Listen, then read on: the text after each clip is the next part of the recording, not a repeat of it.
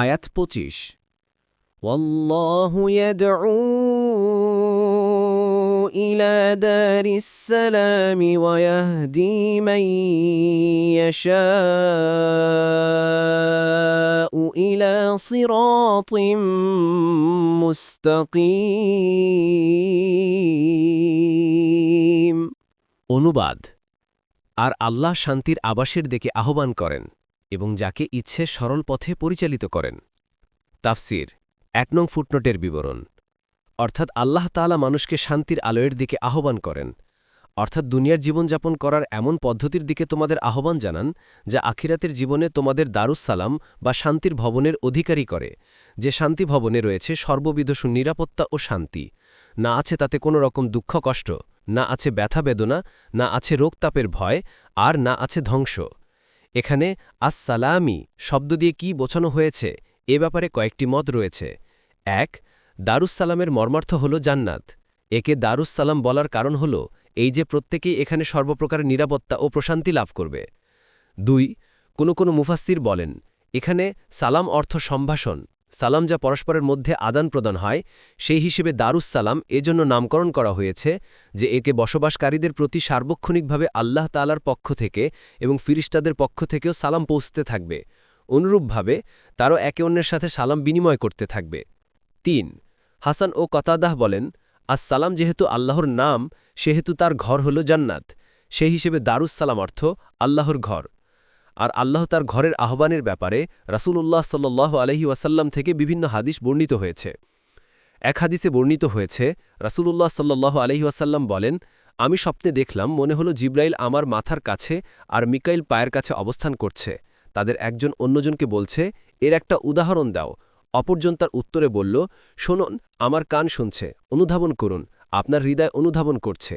আপনার এবং আপনার উম্মতের উদাহরণ হলো এমন বাদশার মতো যিনি একটি বাড়ি নির্মাণ করে তাতে একটি ঘর বানালেন। তারপর সেখানে তিনি মেহমানদারির জন্য খাবারের ব্যবস্থা করলেন। তারপর সেখানে খাবার খাওয়ার জন্য তার পক্ষ থেকে দুধ প্রেরণ করলেন।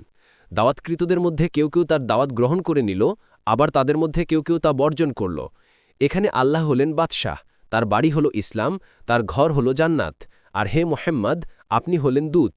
যে আপনার দাওয়াত কবুল করল সে ইসলামে প্রবেশ করল, আর যে ইসলামে প্রবেশ করল সে জান্নাতে প্রবেশ করল, আর যে জান্নাতে প্রবেশ করল তার থেকে খাওয়ার সৌভাগ্য অর্জন করল।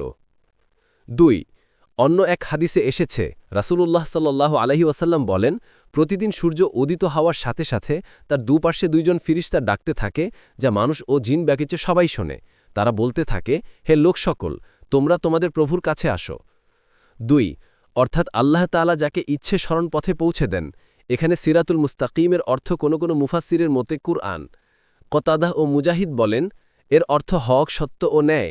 আবু আলিয়া ও হাসান বলেন, রাসূলুল্লাহ সাল্লাল্লাহু আলাইহি ওয়াসাল্লাম ও তার দুই সাথী আবু বকর ও ওমর। আবার কারো মতে ইসলাম। এর মর্মার্থ হল এই যে আল্লাহ তাআলার পক্ষ থেকে দারুস সালামের দাওয়াত সমগ্র মানবজাতির জন্যই ব্যাপক। এ অর্থের পরিপ্রেক্ষিতে হেদায়েতও ব্যাপক, কিন্তু হেদায়েতের বিশেষ প্রকার সরল সোজা পথে তুলে দেয়া এবং তাতে চলার তাওফিক বিশেষ লোকদের ভাগ্যেই জোটে, আর তারা হলেন ওই সমস্ত ভাগ্যবান ব্যক্তিবর্গ যারা ইসলাম গ্রহণ করেছে। সিরাত এর তাফসির ইসলাম দ্বারা করলে সমস্ত অর্থের মধ্যে সামঞ্জস্য বিধান করা হয়। তাছাড়া এটি এক হাদিস দ্বারা সমর্থিত, যেখানে রাসূলুল্লাহ সাল্লাল্লাহু আলাইহি ওয়াসাল্লাম সিরাতে মুস্তাকিমের জন্য একটি উদাহরণ পেশ করেছেন। তিনি একটা সোজা রাস্তা দেখালেন, যার দুপাশে দুইটি দেয়াল রয়েছে, যাতে রয়েছে অনেকগুলো খোলা দরজা, যে দরজাগুলোতে আবার ঢিলে করে কাপড় দিয়ে ঢেকে রাখা হয়েছে।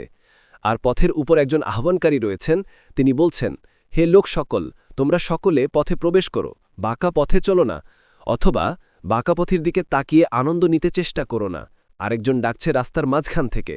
তারপর যখনই কেউ কোনো দরজা খুলতে চেষ্টা করে, তখনই সে বলতে থাকে, তোমার জন্য আফসোস, তুমি এটা খুলো না, কেননা তুমি এটা খুললে তাতে প্রবেশ করে বসবে।